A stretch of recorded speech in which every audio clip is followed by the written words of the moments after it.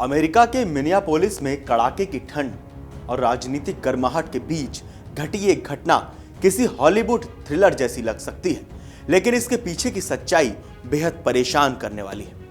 आइए इस पूरे मामले को सरल भाषा में समझते हैं कि आखिर 24 जनवरी को ऐसा क्या हुआ जिसने पूरे अमेरिका को हिलाकर रख दिया।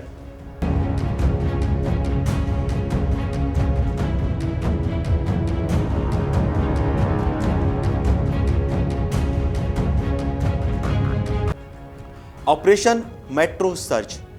जनवरी का महीना, तापमान -23 डिग्री सेल्सियस। इतनी ठंड में लोग घरों से बाहर नहीं निकलते, लेकिन मिनियापोलिस की सड़कों पर हजारों लोग थे। ये लोग day of truth and freedom नाम के एक विशाल विरोध प्रदर्शन का हिस्सा थे। ये गुस्सा था ट्रंप प्रशासन के ऑपरेशन मेट्रो सर्ज के खिलाफ। सरकार ने करीब 3000 संघीय एजेंटों को तैनात कर दिया था ताकि प्रवासियों के खिलाफ अब तक का सबसे बड़ा धरपकड़ अभियान चलाया जा सके। शहर एक युद्ध क्षेत्र में बदल चुका था। एलेक्स प्रेट्टी, एक मददगार नर्स से पीड़ित बनने तक की कहानी। इस पूरी कहानी के केंद्र में है 37 वर्षीय एलेक्स प्रेट्टी। एलेक्स कोई उपद्रवी नहीं, बल्कि एक आईसीयू नर्स थे। एक ऐसा इंसान जिसका काम ही लोगों की जान बचाना था। 24 जनवरी को आखिर हुआ क्या? एलेक्स सड़क पर खड़े होकर अपने फोन से एजेंटों की गतिविधियों को रिकॉर्ड कर रहे थे। तभी उन्होंने देखा कि एक एजेंट प्रदर्शनकारियों पर मिर्च का स्प्रे कर रहा है। एक नर्स होने के नाते एलेक्स एक प्रभावित व्यक्ति की मदद के लिए आगे बढ़े। यही वो पल था जब 6 से ज्यादा एजेंटों ने उन्हें घेर लिया और जमीन पर पटक दिया। अब वीडियो साक्ष्य बनाम सरकारी दावे अलग अलग सामने आ रहे हैं। इस घटना ने एक बहुत बड़े कानूनी और संवैधानिक संकट को जन्म दे दिया है, क्योंकि सरकार जो कह रही है वो वीडियो में जो दिख रहा है कह रही है और वीडियो में जो दिख रहा है वो दो अलग अलग कहानियां हैं। सरकार का दावा, सरकार का कहना है कि एलेक्स के पास 9mm की बंदूक थी।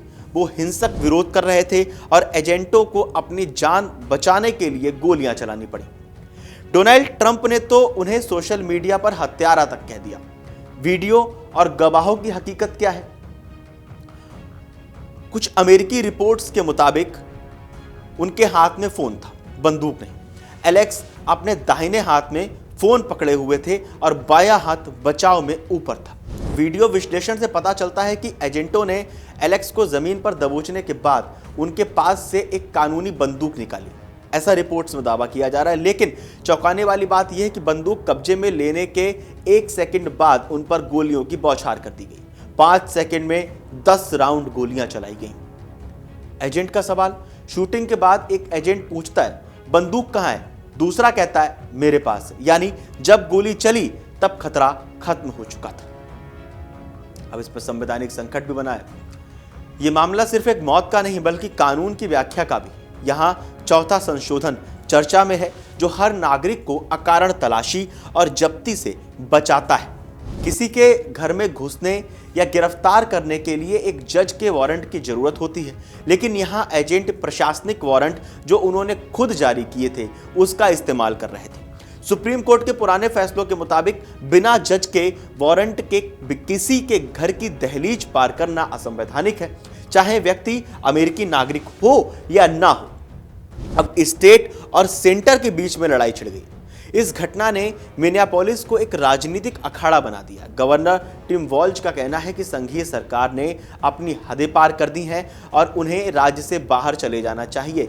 वहीं मेयर जैकब फ्रे ने सरकार के दावों को साफ तौर पर बकवास करार कर दिया। दूसरी ओर ट्रंप प्रशासन इंसुरेक्शन एक्ट लागू कर सेना की टुकड़ियां भेजने की तैयारी में है।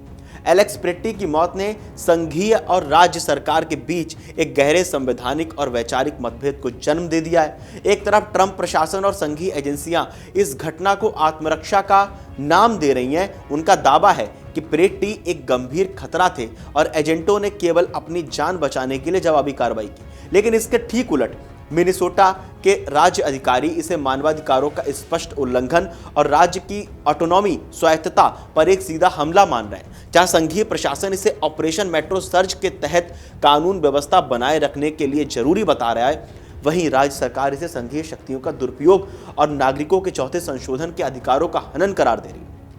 ये टकराव अब केवल एक अदालती मामला नहीं रह गया है, बल्कि अमेरिकी लोकतंत्र में केंद्र और राज्य के अधिकारों की सीमा तय करने वाला एक बड़ा राजनीतिक संकट बन चुका है। अब समाज पे इसका क्या असर हो रहा है? मिनेपोलिस का माहौल इस वक्त दहशत भरा है। रिपोर्ट्स के मुताबिक एजेंट बिना वारंट के अस्पतालों में घुस रहे हैं, जिससे मरीज इलाज कराने से डर रहे हैं।